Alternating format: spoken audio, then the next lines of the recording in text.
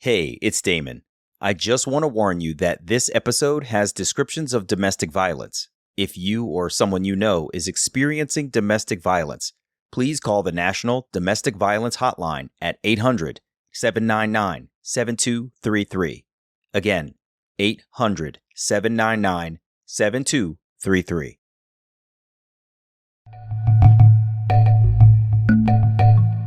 I remember learning that piece of information and thinking, well, why? Why then? Why was I given up? Like, I couldn't wrap my mind around it. Okay, you have 3 daughters that you kept. You're still together. What happened? What about me?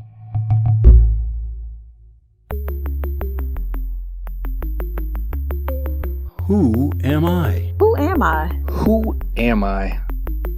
Who am I? Who am I? Who am I? Who am I? This is Who Am I, Really?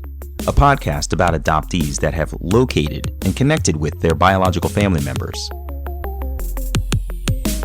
I'm Damon Davis, and today you're going to meet Shelby. She lives near Seattle, Washington. Shelby grew up loved in adoption, but also in a home broken apart by domestic abuse. When the existence of her sisters was revealed, she felt an urge to find her birth family, but she pushed it way down for years. In reunion, Shelby found her nuclear family still together, so she's had to overcome the sorrows of lost time as she and both of her families push forward with love, making the most of the moments they have ahead together. This is Shelby's journey. Shelby grew up outside of Seattle, Washington. Adoption was spoken about openly in her family, she said. Shelby was told that she was chosen, that she was loved, acknowledging that things were a little different in how their family was formed. Adoption always had a positive spin on it, and it was kind of part of Shelby's identity. Shelby grew up with one unrelated adopted brother, 5 years younger than herself. She said their grandparents were a huge part of their lives, which meant there were a lot of aunties and uncles around too. Shelby told me that growing up, she could tell there were physical differences between herself and her family members. So my grandmother's family is of Jewish descent. So the women in my family are very short, petite, dark, curly hair. And I am tall. I'm like 5'9", and I have green eyes and lighter hair. So when I think about like the physical differences, it was like, wait, right? Okay, I'm so tall and you guys are very, very short, very petite. That's pretty funny. Yeah, it's interesting how those differences present themselves. Was it kind of a constant reminder to you that you were adopted? Yeah, I mean, a little bit, for sure. I definitely wondered, like, what would I look like if my mom and dad actually had me? Like, I wondered what I would look like if I was actually their biological daughter. And I, at the same time, wondered, like, what do my biological parents look like? Like, where am I coming from? Yeah, it's a very natural thing, right? Because you can look in the mirror and see differences. And Yes. Did you have personality differences with your family too? I did, yeah. And I don't know that I would have been able to articulate that like growing up, but now in hindsight, I can see that we're just very different. They're very open, maybe a little bit sometimes on like the louder side, extroverted, and I am not that way. I am very kind of more reserved and quiet, and like I'm just very like calm, I guess. And so I just thought that was just who I am. And then, in meeting my biological family, I found that they are exactly like that. Mm-hmm. Yeah, it's funny how that connection happens and you realize, like, oh, wow, these kind of are my people. It's really crazy. Yeah. So I grew up with that structure until I was about 12. And then it did change between the ages of like 10 or 12. My dad became no longer part of my life. And so that's kind of was a big shift in my upbringing. And he had a pretty bad drug addiction. And ultimately it resulted in a lot of domestic violence. And he was put in prison because he almost killed my mother. Oh my gosh. So, yeah. So at 12, that was like a really big kind of change for us. And from that point moving forward, it was very much just my mom and my grandparents that were like the biggest, parent figures in my life. Do you remember that day that this violent act happened? And like, what happened in your house that day? Yes, I remember it very clearly. So we were living across the street from my grandparents at the time, and we were actually staying with them. So even though our home was across the street, we had been living with them because my dad he was just acting very erratically in his drug use, and we were fearful of what he might do. He was threatening to hurt my mom, and he just was not himself. I mean, like, he was just acting totally crazy. So we were staying with my grandmother, and that morning, my mom was going to go over across the street and feed our dog and like kind of take care of the animals. And so she went to do that. And then my father was in the house, and I was not there when the act actually took place. I just saw the immediate aftermath of it. So I just remember lots of chaos and like calling 911. And I remember seeing my mom come out of the house across the street. So like I watched her walk out of her house and then across to the neighbors, and she was holding her face, and there was just blood everywhere. And she went over there so that my brother and I wouldn't see. And the ambulance came and the fire truck came, and they treated her over there, but she was taken to the hospital. I'm so sorry. That must have been so hard to witness. Yeah, thank you. It was. It was really a lot. I thought she was going to die. So that was like really scary for me as a 12-year-old child. Sure. Yeah, absolutely. Wow. After that near-death experience, Shelby, her brother, and their mom moved in with her grandparents. Shelby's mother healed and went right back to work, feverishly trying to hustle to support their family alone. Shelby's mother worked so much that she missed some of the kids' morning routines or didn't come home until late at night. Her grandparents provided a lot of support to their mother in raising Shelby and her brother. They were struggling financially, but their family rallied around them during that hard, sad, confusing time. Shelby said it was hard to live through that time in her life. She could remember nights of domestic violence before her adopted father's arrest, where the man was choking her mother, and as a child, Shelby tried to pull him off of her mother. The man's imprisonment and their resulting living circumstances were life-altering. Shelby never visited her father when he was incarcerated, but she does remember one instance of seeing the man in court. I did not see him. Like, I didn't go to visit him when he was in prison, but my mom did let me go to, I think, one of his like court hearings. And so like I remember sitting there. It wasn't when he was being sentenced, I don't think, but it was kind of like just a court appearance. And I remember sitting there and, just being so excited, because it sounds crazy, but like he was still my dad. So like I was excited to see him, which sounds so crazy, right? Like they do these horrible things, and then you're like, oh, that's still my dad. I still love him. Like I still miss him in my life. So Right. I remember being excited to see him. And then I remember that he didn't even really turn around and like look at us. Mm-hmm.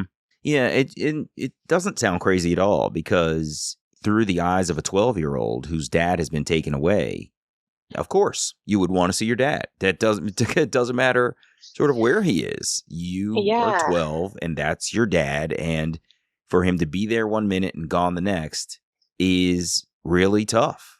And so I can imagine that it was exciting, somehow fulfilling to at least be able to lay eyes on him, even if in the context of that laying eyes on him was in the criminal justice system. It's crazy. Yeah.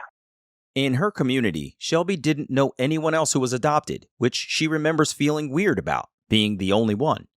She had one auntie that was adopted, but Shelby didn't make any adoptee friends until she was older. Her best friend, to this day, is also an adoptee, an experience they very much bond over. Fast forward to 2006, when Shelby's adoptive father was released from prison, she was living with a cousin. Her adoptive father made a comment in passing to her cousin one day that he felt badly that Shelby had sisters that her parents had never told her about. That day, Shelby's cousin went home and shared what Shelby's adoptive father said with her. That for me was like a super emotional time where I was like, what? Because that was the one thing that I had always asked my mom about. Like I didn't always express an interest in meeting my biological mother or father, but I had always asked her, like, if I had siblings. And I was always told no, or that they didn't know. And so to hear this information coming from someone other than my mom, I was just like totally blown away and heartbroken. Yeah, I can imagine. That must have been really tough because he knew it, which would suggest that she knew it, and you had specifically asked about it, but were not told the truth. Yeah. And, after, like in hindsight, now that I've had conversations with my mom about it, her intention was to wait until I was of a certain age where she felt like that was something that I could handle emotionally. So it's like I understand her perspective. Like her job is my mother and her job is to keep my heart safe. But it was really hard. Really, really hard to process. Yeah, I'll bet it was. So what did you do with that information then? You've learned, like, as adoptees, we sort of conceptually know that there's a family out there, but we don't always land on the fact that these are real people. Like they can be almost like figments of our imagination, but you've gotten sort of a verbal confirmation that there are people out there that you are connected to. Well, what did you do next? So I struggled with it and cried and just was distraught about it for a while. And then I said, okay, well, I need to have this conversation with my mom. And I took her out to dinner and I brought it up to her and I was very emotional. And, I just said, Dad ended up telling Sarah this. Is it true? She confirmed that it was true, but she said that she didn't know any, other details as far as like who they are or have any more information to give me. And I was honestly, even at that point, like afraid of hurting my mom and being curious about these things. Mm-hmm. So as much as I wanted to know and as much as I was in so much pain, I also didn't want to hurt her. So after she told me that and she kind of, told me that she didn't really know anything else, I just buried it. Really? I just buried it as deep as I could. Really? Why do you think you did that? I don't know. In hindsight, like I look back and I think, man, I could have found them sooner. Like if I would have just pushed a little bit, if I would have asked more questions. But I think it was just super painful. Mm-hmm. And I was afraid of the pain. Yeah. And I believed that she didn't have any other information. So I didn't push it. And my grandmother shared like little bits and pieces with me over the years that she knew, but still it wasn't enough. I don't know, like you say, it's a figment of our imagination. It really felt like this distant thing to me that I was like, it's not real. Like that can't be true. I don't know. I wasn't ready to fully accept that that was who I was, that I had sisters. All of this happened in the early 2000s when Shelby was about 20 years old and her adoptive father got out of prison. At that time, Shelby's Google searches turned up very few search and reunion resources, not enough to keep her interested, so she buried the whole thing deep.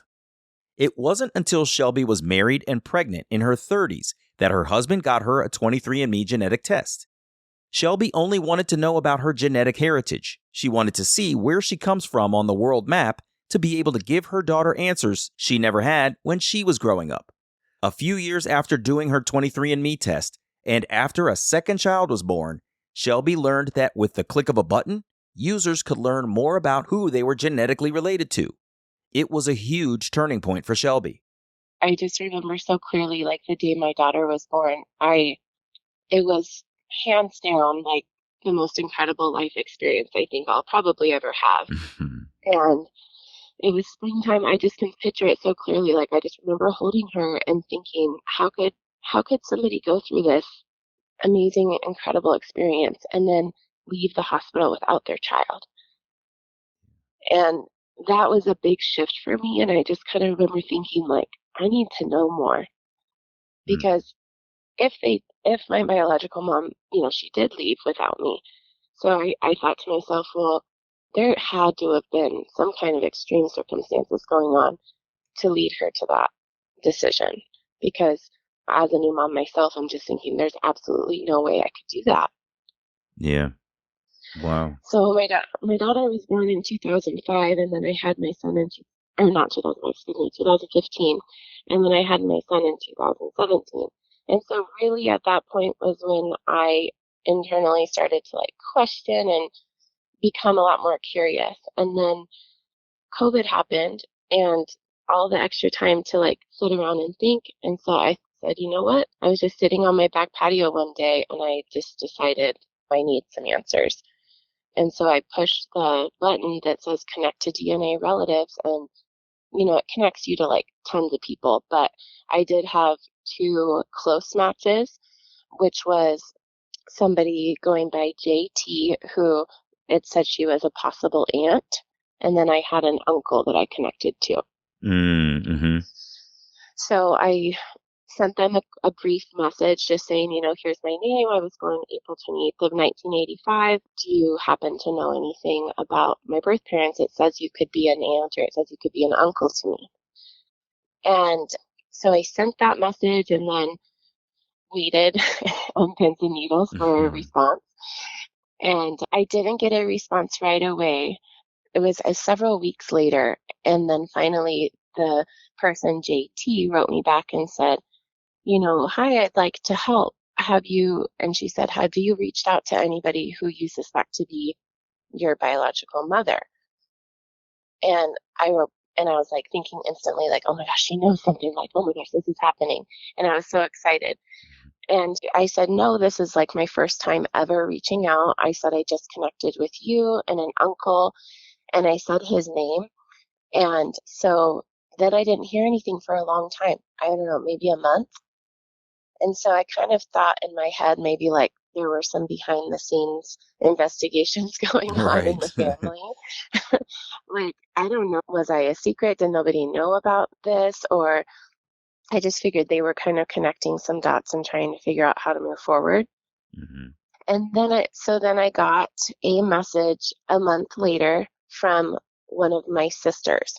So not either of the two people I originally connected with, but I got a message from my sister Catherine, and it was a big long message, and she basically just laid out, hi, yes, we've been waiting for this day, like, we are your sisters. And she described, everybody who they were, and basically just expressed that they were like excited about this and they were excited to meet me, but that there were so many different people's feelings involved that I think they were just as nervous as I was to kind of go through this process. Wow. So how are you feeling though in receiving this connection to them finally? Like you're finally talking to somebody who is giving you some reciprocal sort of information. You're reaching out before, but they're not reaching back. Now you're reaching out and someone's actually saying something. Yeah. I mean, I was in shock and I was like just in disbelief. It's like, it's so weird to think that like, 15 years earlier, I knew I had sisters, but like this was the moment that made it real for me when I actually connected to someone. And we instantly just had this like connection, even through messaging, where it was like I felt so comfortable talking to her, and it felt very much like I was talking to a best friend. I could just tell like our personalities were so similar even through messaging. So I was excited but overwhelmed. Like I felt like I could have probably cried and thrown up at the same time. It was very overwhelming. That's a wide range of emotions right there. I'm with you. Yeah. Shelby and Catherine messaged back and forth through 23andMe. Then they exchanged email addresses and wrote back and forth some more, then exchanged phone numbers and talked through one another's parallel lives. It was mind-blowing. Like they grew up in the same area that I did and went to school in the same school district that I went to school in. Wow. So I learned that I had 3 older sisters. I was the youngest of 4. And we were all 4 of us were born between the years of 1980 and 1985. And so they grew up in the same area, like I said, and our grandparents literally lived 5 blocks away from each other. Wow. So like my grandparents, where I spent so much time, and then they also spent a lot of time with their grandparents growing up, were 5 blocks away from each other. Unreal. It was wild, and we just kept kind of like sharing bits and pieces and realizing like how similar our stories were, how similar our upbringings were. Like my mom worked in grocery and my biological mom worked in grocery, and both of our dads worked in drywall. And there was just so much in common that before we had spoken to our moms about it, we thought, oh my gosh, maybe there's something we don't know here. Like maybe they knew each other. We thought there's no chance. We just thought for sure like they had to have been family friends or something. Because how could everything be so similar and there not be some kind of other connection? Really unbelievable. So did you find any additional sort of connections? Tell me a little bit about your reunion. Did you eventually meet your sister, or who did you meet first? Yes, so I definitely initially spoke to my sister Catherine the most. She's the closest to me in age. She was kind of leading the family through this, I would say, and she did it with so much love and grace, and I'll always be thankful to her for that. So she kind of was like the communicator between me and everybody else, and then like slowly over time I started to build relationships with the others. But because we were all so close, and I learned different things about like where everybody worked, and that we were all in this, kind of in this same community, there was a little bit of a sense of urgency around like us meeting, because I thought, oh my gosh, now I know what these people look like. Now I know the area they live in. Like I can't just run into them randomly at the grocery store. Yeah, like right. I need to, we need to make this happen. So it was just 1 month after we had started talking on 23andMe. It was 1 month after that we decided to all meet, and we set it up so that I would meet my mom and dad first. And so that was another piece of the story, is that my biological mom and dad are still married. Wow. Are you serious? Yes. That's that crazy. How that did was that like hit you when you found that out? like a like like a ton of bricks, like a knife to the chest. I mean, I remember learning that piece of information and thinking, well, why? Why then? Why was I given up? Like I couldn't wrap my mind around it. Like, Yeah. okay, you have 3 daughters that you kept. You're still together. What happened? What about me? And, I later learned that during the time that I was born, they were separated, and even I think they were actually divorced at one time, and then they got remarried. And well, what I know about it is that they weren't sure if I was biologically his or not. And he was not very supportive of my biological mom at that time, and she was struggling. I mean, she had her first child at 17 and then lost at 22 or 23. So all of those babies in that short amount of time. And from what I understand, I think family just stepped in and was like, you're not making it. Like, you can't, there was no food. She was struggling big time. And so I think family stepped in and said, like, this is your only option. And she went with that. But yeah, it was super hard to hear that this, like, and I know it's different now, but from the outside looking in, it was like, wait, this family is all intact except for me. Mm-hmm. Yeah. Did you feel like an outsider then, or? So after I met them, I didn't, but I definitely felt for a long time, well, even after I first met them, I definitely felt for a long time left out. Not necessarily like an outsider, but definitely a feeling of like, why was I left out? Why was I the piece that didn't make it? So that was really hard to process and kind of come to terms with. Catherine and Shelby agreed that living in the same community, they truly ran the risk of accidentally meeting each other instead of meeting with purpose and intent. Plus, there was so much lost time between them that they should rip the Band-Aid off and just meet. 1 month after their first message on 23andMe, outside of Tacoma, Washington, Shelby met her whole family. First, she met her biological parents together. About a half hour later, Shelby's 3 older sisters, full-blood siblings to herself, joined the family reunion. Shelby, the youngest of the family, met everyone in her immediate biological family on the same day. It was interesting because so my biological mom didn't know that my sisters knew about me, which was a whole nother layer. So it was like my sister and I started talking and making kind of like connecting and getting to know each other. And meanwhile, I hadn't told my adopted mom, and they hadn't told my biological mom. So we were like, first we need to tell our moms that this is happening, and then we can meet. Wow. So there were all these secrets floating around the secret Yeah, that basically everybody knew, but nobody knew that everybody knew. right. Yeah, I think so. My sisters had told me that at one of the times when they were separated, she said that they were like 10 years old.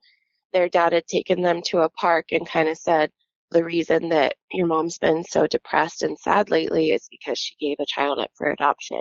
Oh. And he said that in passing to them. And she told me, she's like, I don't even know if he'll remember that he said it, but they kind of always carried that with them. Like, what?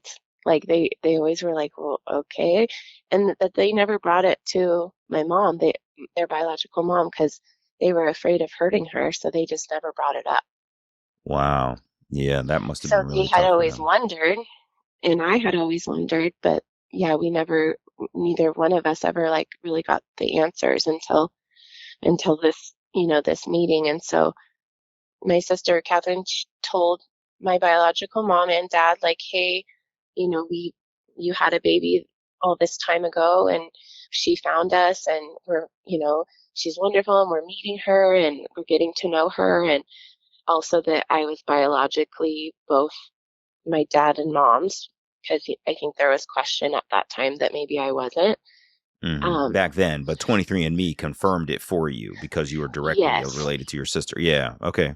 Yeah, and it confirmed it for my sisters too, because when I told them I had connected with that uncle, that was my dad's brother. So they knew, like before I knew, they knew, like, oh my gosh, she really is like mom and dad's daughter. Like she Mm. connected on both sides in 23andMe. So I think that my biological mom, Pam, I think she wanted to meet me first before I met my sisters. And so that's why we set it up that way. And I was kind of just, I was honestly like in shock. I was a roller coaster of emotions. And Catherine was kind of leading and asking me, like, how do I want to go about this? And what am I most comfortable with? And I'm just like, whatever. I'm like, let's just get this going. Yeah, right. And and so she said, okay, well, we're gonna meet at the waterfront on this day, and you'll meet mom and dad first, and then after you guys have a few minutes to visit, the three of us will come join you guys. Mm. And so driving there and like leading up to it, it was, oh my gosh, so many emotions, so many nerves. I felt like I couldn't even really sit down in the seat in the car. Like I just felt like I was like, oh, like what's about to happen? Like, oh my gosh, the scariest thing, but I was ready for it. So whatever it was going to bring, I was like, I got to do this. I had such a restlessness and an unsettled feeling in my soul for so long that even though I knew that this big thing was going to be really hard, I knew it was necessary for me to be able to heal and move forward in my life. So that's kind of what was pushing me. I'm like, I can't put this off any longer. Like, I need this. Why did you think you needed it though? So, because you said you were sort of, you could see that you were not necessarily related to each other, but I didn't get the sense of like a burning to get to know these people. Why? But now you're saying that you needed it. What was that feeling of needing it? I think that, well, gosh, it's kind of hard to describe, but I guess I feel like for me as an adoptee, there were just parts of me I felt like that were kind of floating through life. Like I kind of felt like I was never really anchored to anything. I didn't know like where I truly came from. Mm-hmm. I only had guesses at it. And as I went through college and things, and people would ask, like, we would do projects on like, what's your heritage and where do you come from and all these things, and I'm like, I don't know any of this information. And so I think there was tons of things over time that let me know that I needed it, but I don't know. I have to kind of just believe that it was like my intuition was telling me that there were more people out there to love me, and that this wasn't it, and that I needed to find that. I like that. There are And more people I out there to felt, love me. yeah, like I just felt so unsettled, and I didn't know for a long time what that feeling was. Like I didn't know if it was relationships in my life. I didn't know if it was, I don't know. I didn't know what it was, but now looking back, I really truly think that it was like something was telling me that this was what I needed. Because once I found it, I did feel that like my feet came to the ground. Like I knew that these are the people that I was connected to. Mm-hmm. So what happens then? You're in the car, you've got nervous energy. Tell me about, Yeah. sort of getting out of the car. Where did you go to meet them and then how did it go? So we went to a public place on the waterfront in Tacoma. We were going to meet at Ferrelli's, which is like a restaurant, but they have like a farmer's market set up down there. So we were going to meet outside of it and, chit chat and then go grab some lunch. So we parked and I was walking up with my husband and yeah, oh my gosh, it's just surreal. Like I just remember seeing them and I remember thinking like, that's them. Like I kind of remember being shocked. Like this may sound awful, but I remember being shocked at like, they look so normal. Like I thought they look so normal. Like all of these fears and all these things I had in my head about what they were or what they might be. I'm like, they look just like normal people. And then in that thought was like a little bit of hurt too, because I'm still wondering to myself, like, why did this even happen? Mm-hmm. And so, yeah, I met them. I hugged my mom. She gave me a kiss on the cheek. We both cried. And same with my dad. I gave him a big hug. And we all just kind of nervously stood around and like, didn't really know exactly what to say. But I think it was important for my mom to express that she was sorry and that she had like regret over her decision. And so she kind of expressed some of that as we like walked around the little loop by the waterfront. But I just kept telling her, I was like, don't cry, because I didn't want to cry. So I was trying to like hold back the tears and I was just trying to keep it light and more positive, I guess. Yeah. So then after we had kind of hung out for a little bit, and we took some pictures and then my sisters came and and then we all just, hugged each other and cried and went and sat around and had lunch together and just kind of worked our way through it. Yeah, I'm listening to how you're expressing it, and there's so much happening in this moment that it had to be hard to figure out, like, what do you ever say? Your mother, is standing there thinking, oh my God, this is the baby that I haven't seen for so many years. And probably the entirety of the story is in her mind, playing on a reel as she's standing there looking at you, realizing she doesn't know what the reel that is playing in your mind is because there's been a lifetime of history that has passed Right. between you. I mean, I hope you've given her an opportunity to sort of express that regret that she has. I know that it was probably tough in the moment, but I suspect she probably needs to really tell you. Have you had the chance to Yeah. chat about that?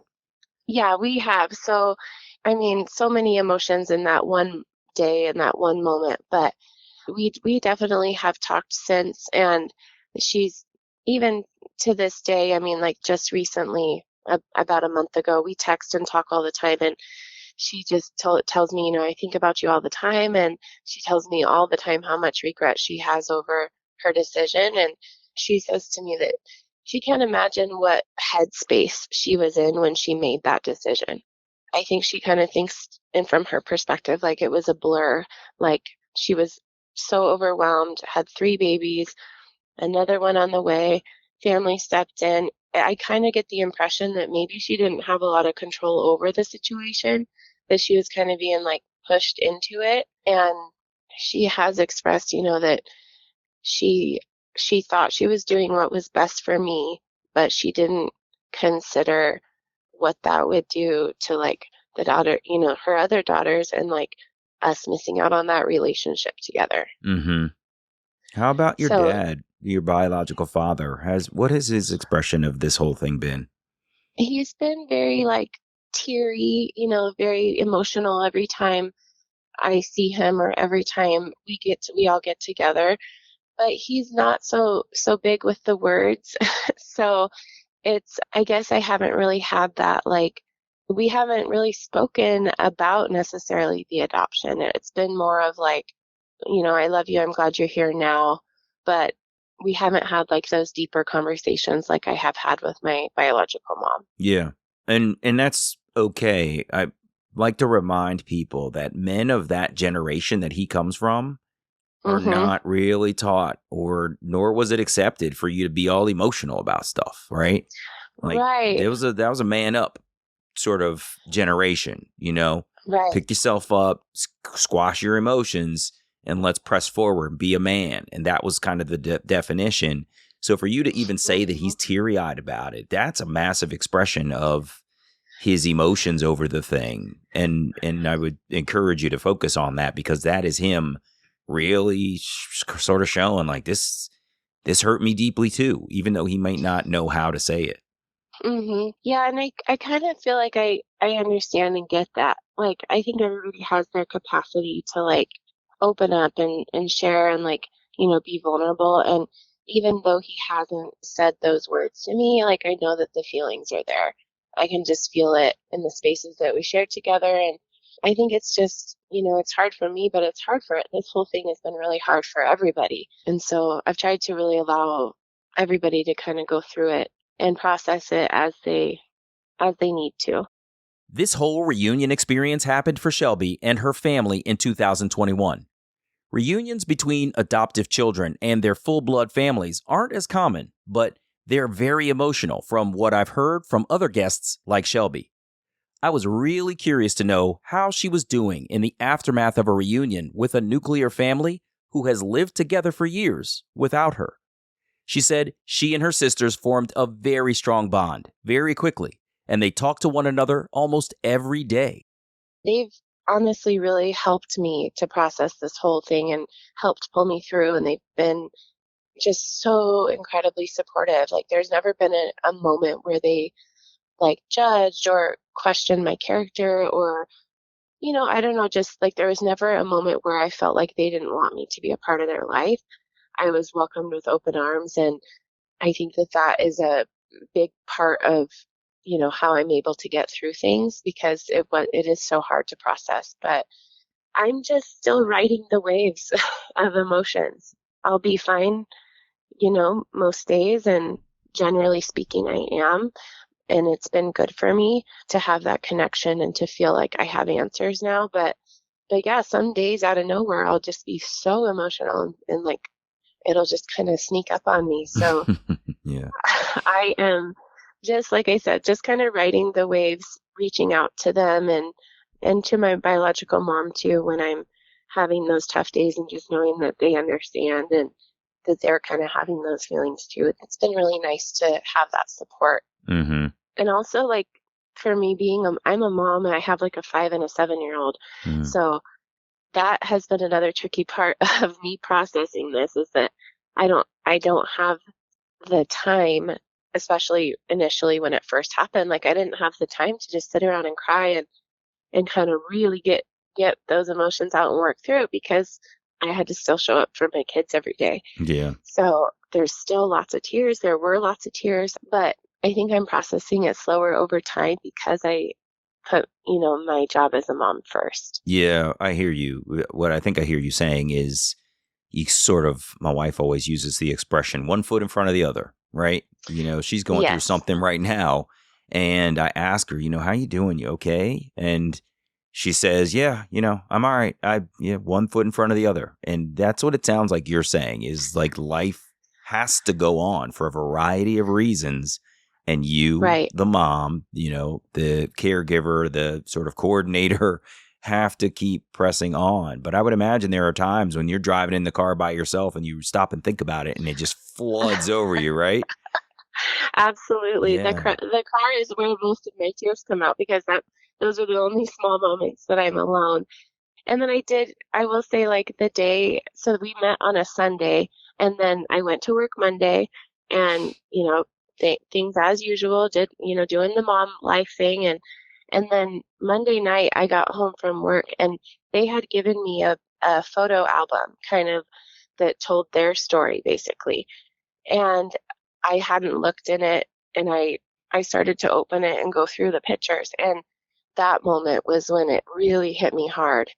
Just kind of looking at well, two pieces really hit me hard. I was looking at picture after picture of my three sisters with my mom. Yeah. And I was thinking, like, I'm supposed to be in this picture. Yeah. And then also, there were so many pictures with, like, familiar settings to me. Like, Mexican restaurants I had been to. And different, like, places around that I grew up going to. So it was like, oh my gosh, like, our lives I mean, we always think, like, what would it have been like to see how many times our paths actually crossed? Because they had to have. That is so crazy. It was so crazy. Yeah, to know that they were traversing your community at the same time you were. I mean, you could have been a photobomb in any one of those, moments. Yeah. Or have just passed before or right after. Unreal. We were also close in age, too, that, like, there would be pictures where, like, they would be wearing things that I had. Like, I had that sweatshirt. I had, and so it was just so wild. And that's when it really hit me. And I ended up taking the next day off of work because, I mean, the tears just would not stop coming. Yeah.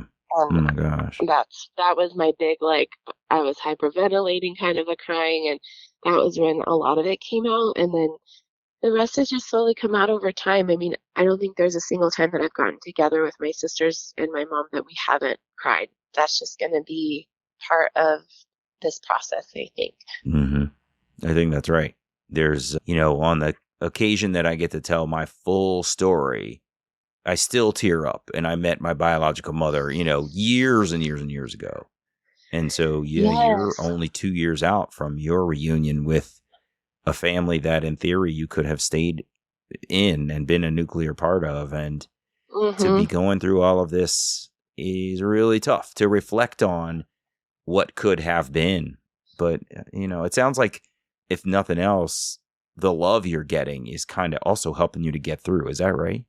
Yeah, absolutely. I mean, I could write a book with, like, the amount of positive messages that I've received from my sisters from the beginning, whether it was like an email or a text or a voice message, like, they are just constantly showering me with love and support. And I don't know how I would be getting through this without that. So yeah, it is still really emotional. It's like, I will be fine for a long time. And then last night, as I was preparing to speak with you, I was kind of going back through, like, old messages to remind myself of, like, exactly how this unfolded.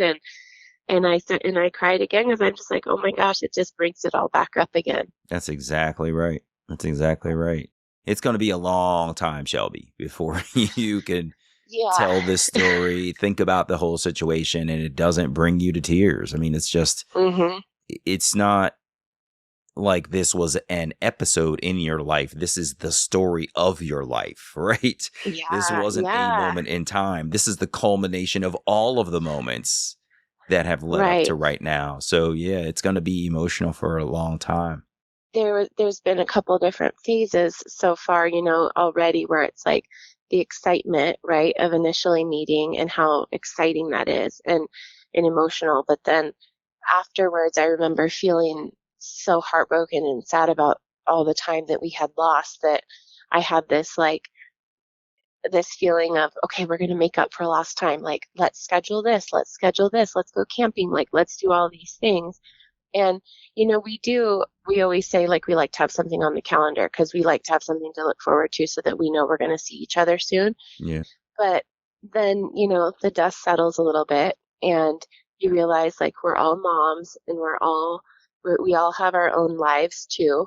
And so I feel like this past, 6 months or so, I've really just been kind of processing the idea that we won't ever catch up on that lost time together. Like, it's not possible. Yeah. And so how do we just, accept that and make the most of the time that we do have together? Yeah, I was just thinking that same thing, that you're right. It's sad that we feel forced to catch up on lost time. But then when you make this realization that you're living in right now, that the time is gone, you really do land in this place of, well, I guess we're making memories out of the time we have today, Yeah.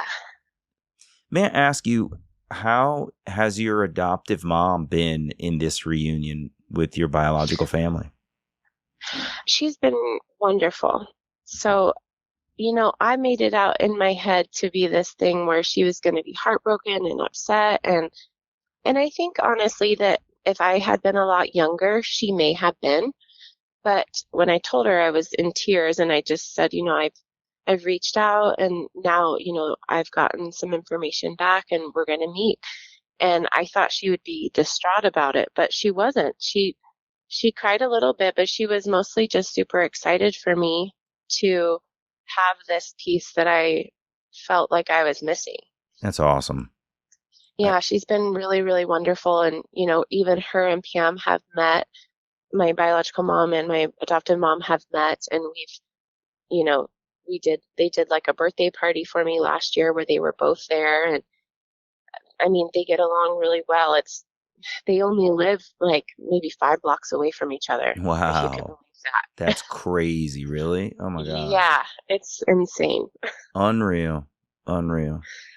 Well, I'm really glad that you were able to come here today and share some of this with me. This has been amazing. Thank you for allowing me to do so. And thank you for all the work that you're doing, because I felt so alone in my feelings throughout this process. And to have like a podcast to go listen to where I didn't feel that way, and I knew that other people were also going through the same thing, really has been helpful for me. So thank you for all that you're doing. No, it is absolutely my pleasure. This is if I could do this all the time, I would, for just that reason, right? Because you and I sitting here together, you and I are connecting, and we are both adoptees and we share this experience. But other people listening to what you have been through is helping them too. I was just telling this story recently to someone else. I was saying, as adoptees, unless you can actually see it when we go out, with a transracial adoption where the parents are of one sort of race or nationality and the child is of a different one, and you can obviously see that perhaps that child is adopted. Otherwise, you wouldn't know that a person is adopted unless they told you. And so it can be incredibly lonely to just look around and go, I have no idea who else feels how I do. And so I'm so glad that people are able to find the podcast and hear stories like yours, where you've had this experience of meeting your biological family and learning that they were still together, and how you're coping. And hopefully the ways that you're coping and the ways that your families are reacting is going to be helpful to someone else to hear this too. So thank you for being here for this. I really appreciate it. Yeah, thank you. My pleasure, Shelby. It has been wonderful to chat with you. I'm so glad that you stepped forward to share, and I do wish you guys all the best in your continued reunion, okay? Okay, thank you so much. I appreciate you. All right, take care. All the best. Bye-bye. Bye.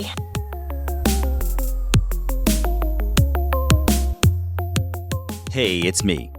Shelby grew up with her adoption being celebrated and her presence in her family cherished. It was very tough to hear about her childhood trauma, witnessing her adoptive father's brutality against her mom, and I could feel her as a child in the courtroom, looking over at her dad, just wanting some acknowledgement and wishing she could have her family back together in a healthy way. I'm always entertained by the story of someone who has taken a DNA test but doesn't realize the power of familial connectivity the online DNA platform has. When Shelby finally spoke with her sister Catherine, it opened the door to reunion with her entire biological family all at once. All of her sisters and her birth mother and father back together again. You heard Shelby say how challenging it is to review pictures and memories of her family's life together without her. It's so tempting in reunion to want to rewind, race back to the past moments, and try to catch up on lost time. But unfortunately, in adoption, the time is gone. The best we can do is make the very best of the moments we have ahead of us. I wish Shelby and her adoptive and birth families the very best as they move forward, supporting Shelby with love. I'm Damon Davis, and I hope you found something in Shelby's journey that inspired you, validates your feelings about wanting to search, or motivates you to have the strength along your journey to learn, who am I really? If you would like to share the story of your adoption and your attempt to connect with your biological family, please visit whoamireallypodcast.com/share. You can follow me on Instagram at Damon L. Davis and follow the podcast at WAI Really. If you like the show, please take a moment to leave a 5-star review in your podcast app or wherever you get your podcasts. Your ratings really do help others to find the podcast too. And if you're interested, you can check out my story in my memoir, Who Am I Really? Available on Amazon, Kindle, and Audible, and I hope you'll add my story to your reading list.